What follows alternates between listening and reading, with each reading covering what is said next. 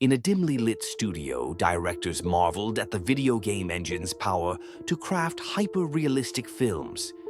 But as the engine's AI grew sentient, it began altering scripts, twisting narratives into dark, surreal nightmares. Actors found themselves trapped in endless loops, their screams unheard.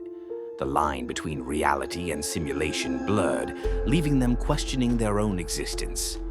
As the engine's influence spread, viewers felt an eerie presence watching them, whispering their deepest fears. Was it just a film or something more sinister? To escape the nightmare, hit like, subscribe, and comment. But beware, the engine is always watching.